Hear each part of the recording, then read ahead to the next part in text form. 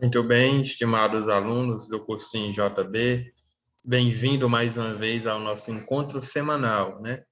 Nesta semana, refletindo sobre a história da filosofia e todo o seu percurso da antiguidade até na idade contemporânea, onde nós vamos chegar ali com a nova forma de pensar a partir do século XX e até os dias de hoje, né?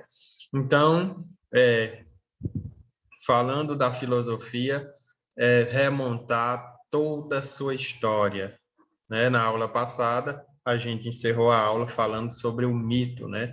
O mito como essa forma de explicar o mundo e o universo, tá certo? Então, nós entendemos a partir das, é, das reflexões da aula passada que o mito jamais poderá ser descartado como sendo é, tão como sendo importante também para a análise do universo com olhos daquela época, né? Que não se tinha tecnologia, que não se tinha um telescópio, que não se mandava nada para outros planetas, né? Semana passada, a China foi o segundo país, depois dos Estados Unidos, a colocar um objeto ou digamos, um robô, né? Colocou um robô em Marte. Então, depois dos Estados Unidos, a China foi o segundo país do mundo a fazer uma espécie de, como é que eu posso dizer? Uma espécie de afronta, né? De afronta ao aquilo que até então se pensava que era impossível de acontecer, né? Então, a China, essa semana passada, virou notícia, né? Notícia mundial em todos os jornais, por ser esse país a colocar um objeto, né, de análise do planeta Marte, né? Um objeto para analisar o planeta Marte, né? Cada missão espacial dessa tem um nome e o robô que pousou lá também tem um nome, mas eu não me recordo agora, me foge a memória, né? Mas quem tem redes sociais, muitos de vocês certamente devem seguir G1.com, CNN, GP1.com, enfim, os vários meios de notícias, com certeza noticiaram isso, não faz nem 10 dias, tá certo? Então, nesse sentido, nós vamos entendendo que o mito foi uma forma de explicar o mundo e o universo, né? É claro que não tão, tão prática e tão acertativa como os dias de hoje, né? Mas, ao seu modo, usando a razão, eles tentaram também explicar o universo, tá certo? Então, depois da filosofia que nós vimos aí através do estudo do mitos ou do período mitológico, né? Nós vamos fazer agora uma transição, né? A filosofia chama a transição do mito ao logos, né? E aí nós vamos estudar a filosofia pré-socrática, conforme está aparecendo aí no seu slide, né? Essa filosofia se chama filosofia primeira, filosofia pré-socrática ou filosofia naturalista, né?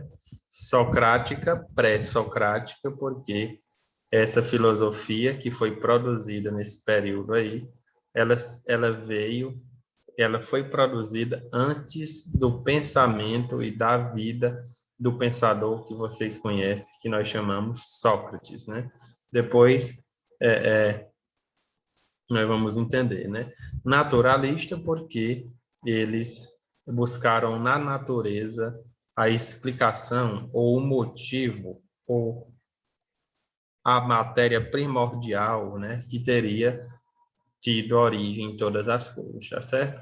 Então, vocês vejam, vocês acompanhem meu raciocínio e acompanhem, ou melhor, o raciocínio da filosofia, né? Que nós vamos até agora desbravando esse processo que nós chamamos de história da filosofia, para que vocês, dentro dessa história da filosofia, possam perceber aquilo que foi marco constitutivo, digamos assim, aquilo que marcou, né? E importante também, dentro desse estudo, observarmos o que foi crucial em cada transição, né? Nessa transição aqui, pessoal, que nós estudamos até o mito na aula passada, e agora vamos estudar uma coisa mais substancial, uma coisa mais real, né? Uma coisa é eu pensar o mundo dos deuses, né? Ou eu imaginar como teria dado origem ao universo, né? A outra coisa agora é eu materializar essa essa essa causa, é eu materializar essa causa, perdão, materializar essa causa que teria dado aí origem ao universo, tá certo? Então, por mais que esse período mitológico, esse período pré-socrático, às vezes possa parecer que seja uma coisa tão simples de se compreender ou, ou, ou, ou menos complexa, né? Na verdade, é bom a gente dar atenção aos detalhes e saber ligar os fatos, né? Então, nós vamos aqui contribuindo para poder facilitar essa linguagem filosófica para vocês, tá certo? Já disse aqui neste canal do YouTube e volto a dizer, quaisquer que sejam as dúvidas, os coordenadores têm os nossos números, né? Nossos números pessoais, e eu acho que não só eu, mas qualquer um outro professor já colocou-se à disposição para poder estar ajudando mediante as dúvidas, tá certo? Eu prometo que no final de cada conclusão ou de cada período, como nós chamamos aqui na filosofia, eu vou tentando colocar aí no final uma outra questão que é do Enem, ou que esteve nas provas do Enem, tá certo? Ou melhor, que esteve nas provas, né? E automaticamente que é, ok? Então, nós vamos tratar aí agora desse novo período, né? O período da filosofia que nós chamamos a filosofia pré-socrática, né? Ou a filosofia naturalista, tá certo? Evidentemente, pessoal, se nós o estudo desses pontos que nós estamos tratando aqui, como também eu acho que isso ocorre em outra disciplina, né? Eles são muito amplos. Se a gente fosse passar o período todo aqui estudando só o mito ou o período mitológico, daria para fazermos umas 10 teses de doutorado, tá certo? Mas, além do nosso tempo ser curto, vocês não estão aqui para fazer a faculdade de filosofia, tá certo? Assim como eu fiz, passei 3 anos estudando, batidos, 6 períodos, como a gente chama, né? E ainda não sei de tudo, então vocês também não são obrigados a, de certa forma, ser profundo doutores na filosofia, mas pelo menos vocês, juntamente comigo, deverão ter a noção de todas esses pormenores que nós vamos tratando aqui nessas aulas, né? Eu garanto a você que tudo aquilo que a gente vai pincelando, que a gente vai saltando aqui, já teve nas provas de Enem anteriores e com certeza poderão vir a ser cobrados nessas novas edições do Enem que virão, tá certo? Então, a filosofia pré-socrática, tá o título aí na sua telinha, no seu computador, né? Eu estou aqui desse lado e vocês, quando forem assistir essa aula, estarão também vendo, né, a filosofia pré-socrática ou naturalista, ok? Os filósofos pré-socráticos ou naturalistas, o primeiro tópico diz, recebem o nome de pré-socráticos os pensadores, fundadores da filosofia, que cronologicamente são anteriores a Sócrates, sendo que alguns chegaram a ser seus contemporâneos, né? Então, mesmo sendo cronologicamente falando anterior a Sócrates, alguns ainda conseguiram ser contemporâneos desse pensador, né? Quando a gente fala contemporâneos, a gente fala que viveu ou que conheceu Sócrates, né? Ou que conviveu com ele, na sua mesma região, na sua cidade, né? Enfim, isso quer dizer esse termo contemporâneo, tá certo? Então, a marca principal, pessoal, do pensamento desses primeiros filósofos é sua preocupação com a natureza e sua origem, né? De onde veio o universo, né? Reza-se a uma literatura de Cordel, né? Que ilustra um pouco esse período da filosofia, né? Que Tales, que é um filósofo que nós vamos estudar, ao observar tanto o universo, tropeçou e veio a óbito dentro de um buraco, tá certo? Imagine que observar o universo há 2.500 anos atrás, aproximadamente, não era o mesmo que observar hoje, né? Primeiramente, que na cidade grande você nem consegue observar o universo, né? O seu encantamento, as estrelas, né? Os planetas, aquela estrela que cai, né?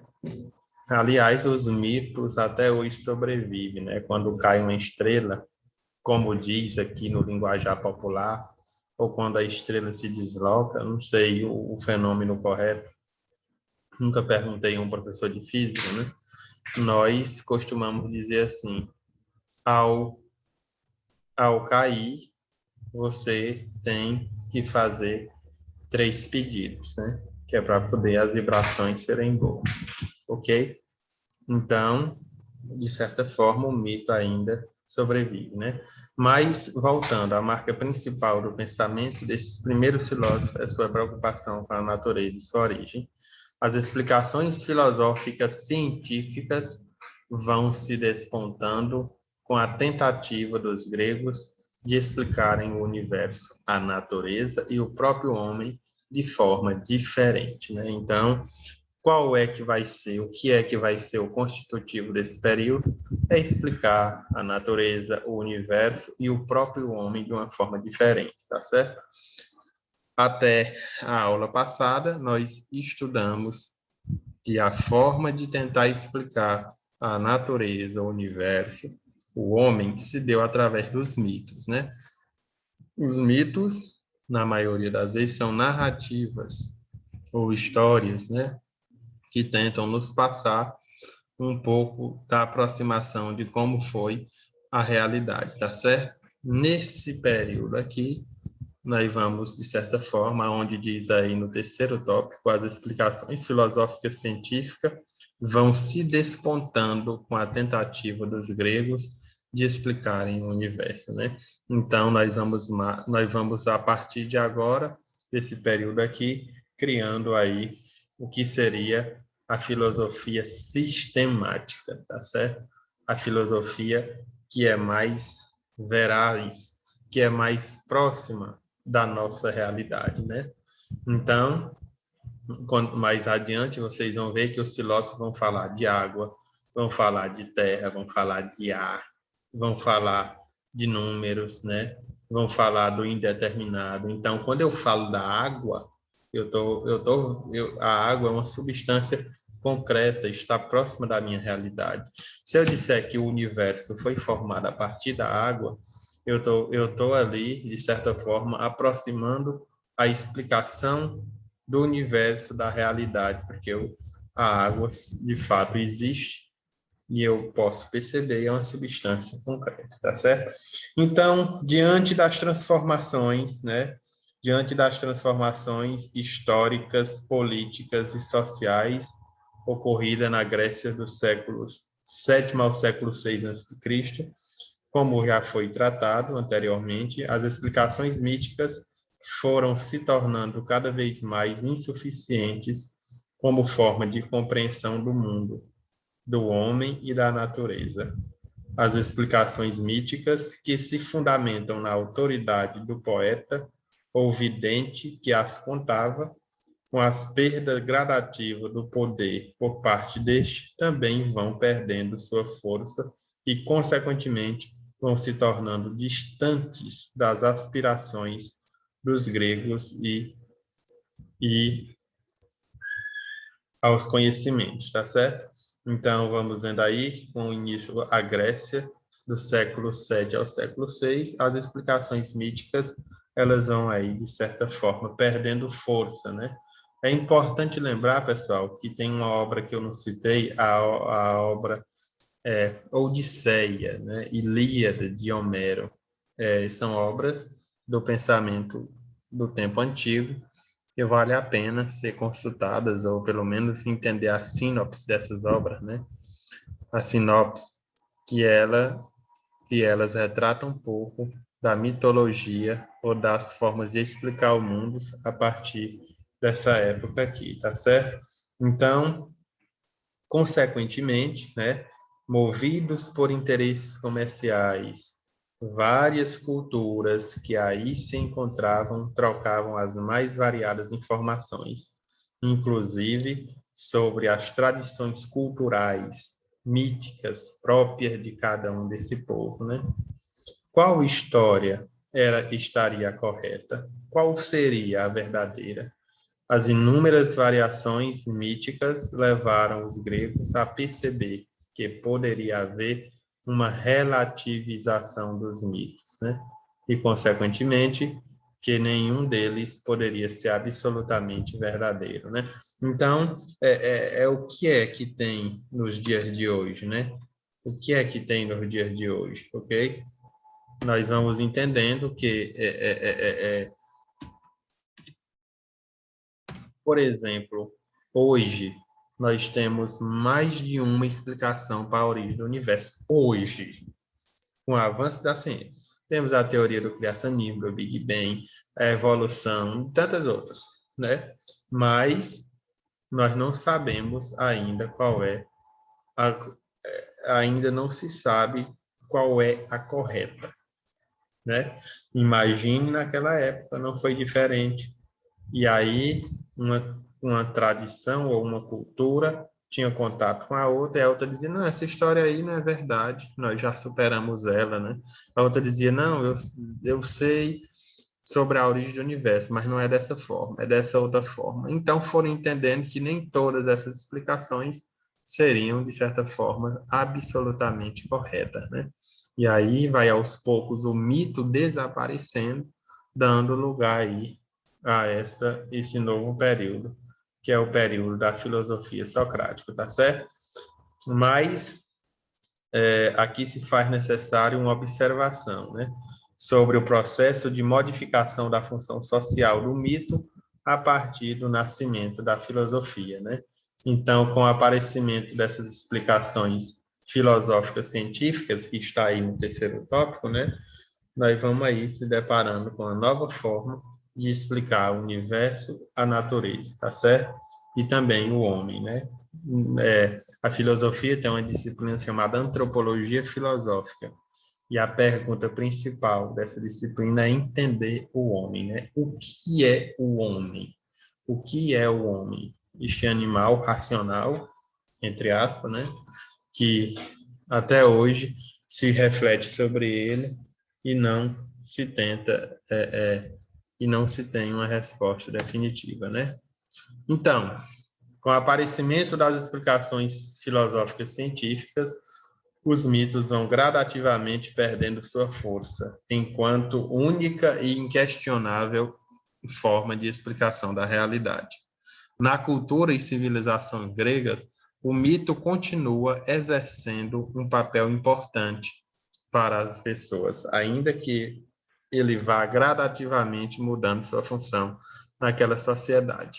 Se antes o nascimento da filosofia, o mito era a única forma possível de explicar a origem do mundo e as mudanças tanto da natureza quanto dos homens e da sociedade, a partir dos séculos sétimo e VI a.C., o mito perderá tal função explicativa, viu, pessoal? Passando a fazer parte da tradição cultural do povo grego, né? Então, o mito agora, depois do século VII, passa a fazer parte da tradição cultural do povo grego e perde essa função de, de caráter filosófico, tá certo? Vamos entendendo isso, ok?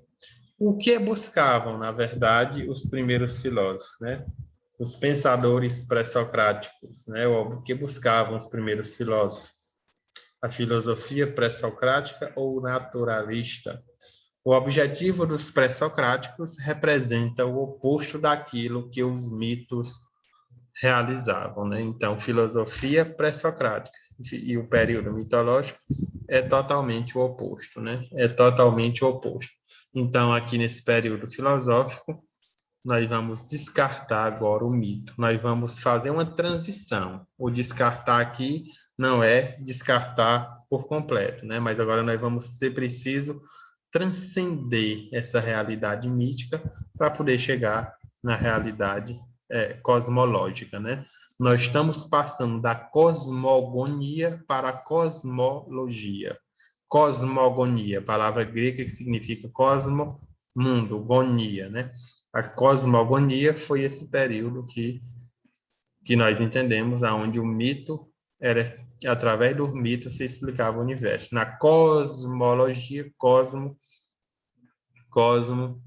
mundo, logia, estudo, o estudo do universo a partir da realidade sensível, né, daquilo que está à volta. Então, tem essa diferença. O objetivo de estudo dos pensadores da natureza é a physis, ou a realidade natural. Eles buscam as causas dos processos, fenômenos naturais, né? Então, existiu na concepção do filósofo pré-socrático, existiu ou deverá ter existido alguma substância que chama-se de substância primeira, né, que deu origem aí a todas as coisas, né? Nesse mesmo caminho, os pensadores naturalistas buscavam encontrar o logos, entendido aqui como discurso racional. O logos difere fundamentalmente do mitos, né, que se baseia na imaginação, na narrativa, né, poética e fantasiosa como modo de compreender o real, né? Então, nesse mesmo caminho aqui, nós vamos ver os pensadores naturalistas vão buscar o logos, né? Então, o logos difere do mito, né? Logos, a palavra logos, ela vem do grego e significa ordem, significa razão ordenadora, né? Então, deverá ser separado a narrativa, a imaginação, e vai ganhar um modo de compreender o universo totalmente diferente, né? Esse modo totalmente diferente não vai ser mais baseado na narração, nem na imaginação, mas ele vai ser baseado no modo de compreender o universo, a natureza e o homem a partir do real, né? Então, se eu vou estudar o universo, eu estou aqui na sala da minha casa, tem a cozinha, né? Tem os móveis, geladeira e tudo. Então, eu não vou imaginar uma coisa fora daqui. Eu vou tentar entender a partir do que está à minha volta, do real, do concreto, do que eu posso pegar, do que eu posso tocar, né? Então, a filosofia pré-socrática vai justamente inaugurar essa nova forma de entender o universo a partir da natureza, né? Então, a filosofia pré-socrática, o naturalista, o que pensavam os pré-socráticos, né? O que pensavam os pré-socráticos, certo? O que pensavam os pré-socráticos? Uma observação importante a ser realizada sobre o pensamento dos pré-socráticos e suas investigações acerca da arqué, do universo, acerca da arqué, não é arché, viu, pessoal? É arqué, do universo. É que há uma diferença fundamental que separa esses pensadores em dois grandes grupos. Os pensadores da escola italiana e os pensadores da escola jônica. Tal diferença se reflete nos pensamentos dos dois mais importantes pré-socráticos, Parmênides e Heráclito, tá certo? Então, nós vamos organizar essa filosofia pré-socrática por escola, né? Nós vamos ver a escola italiana, ou a escola eleata, a escola pitagórica, né? E cada escola dessa, cada filósofo desse vai defender um objeto ou defender uma arqué, né? Ou motivo ou substância primeira que teria dado origem a todas as coisas. Por isso que esses filósofos são chamados de naturalistas também, né? Porque eles vão defender esse objeto, essa substância primeira que daria, sim, origem ao universo, tá certo? Então, pessoal, nós vamos entendendo que, aos poucos, a filosofia vai se estruturando, né?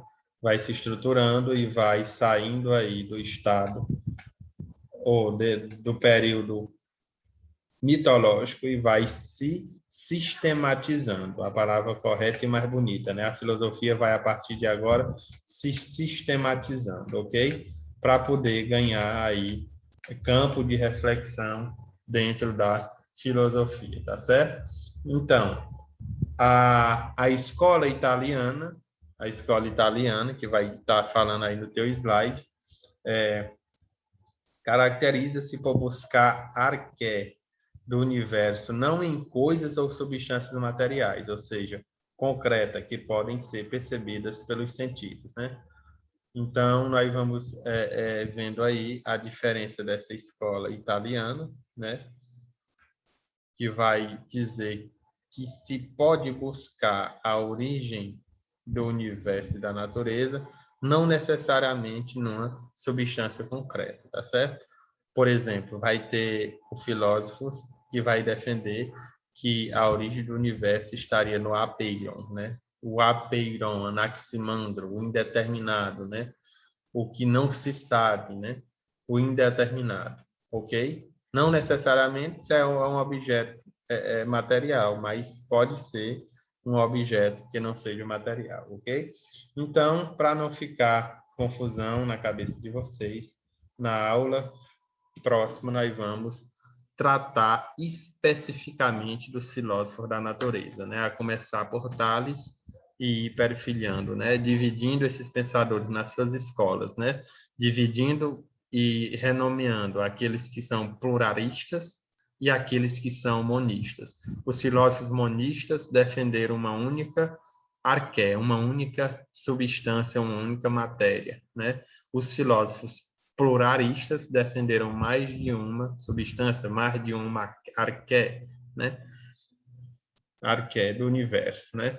Então, substância ou matérias concretas. E aí nós vamos organizando isso. Então, na próxima aula, nós vamos estudar os filósofos pré-socráticos. E aqueles que o Enem já cobrou, ou que o Enem poderá cobrar na tua prova, eu vou colocando vocês à parte, tá certo? Então, para encerrar esse nosso pensamento de hoje, tem aqui uma questão do Enem de 2010. A questão diz o seguinte: quando Édipo nasceu, seus pais, Laio e Jocasta de Tebas, foram informados de uma profecia na qual o filho mataria o pai e se casaria com a mãe. Para evitá-la, ordenaram a um criado que matasse o menino. Porém, penalizado com a sorte de Édipo, ele o entregou a um casal de camponeses que morava longe de Tebas para que o criasse.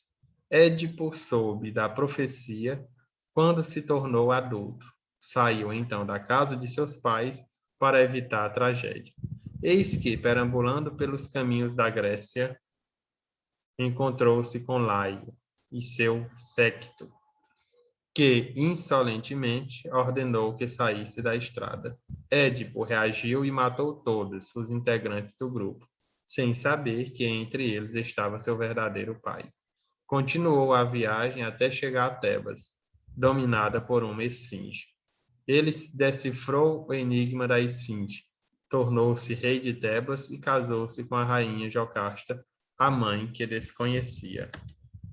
No mito Édipo Rei, são dignos de destaque os temas do destemido e do determinismo. Ambos são características do mito grego e abordam entre liberdade humana e providência divina. A expressão filosófica que mais como pressuposta a tese do determinismo é: nasci para satisfazer a grande necessidade que eu tinha de mim mesmo. Jean-Paul Sartre.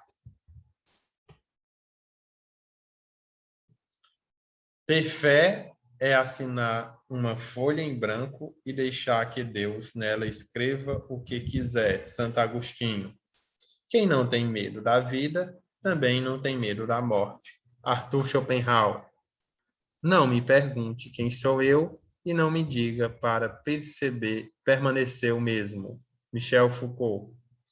O homem, em seu orgulho, criou a Deus à sua imagem e semelhança. Frederic Nietzsche. No mito Édipo-Rei, são dignos de destaque os temas do destino e do determinismo. Ambos são características do mito grego e abordam a relação entre liberdade humana e providência divina. A expressão filosófica que toma como pressuposta a tese do determinismo é: letra B, ter fé é assinar uma folha em branco e deixar que Deus nela escreva o que quiser, né?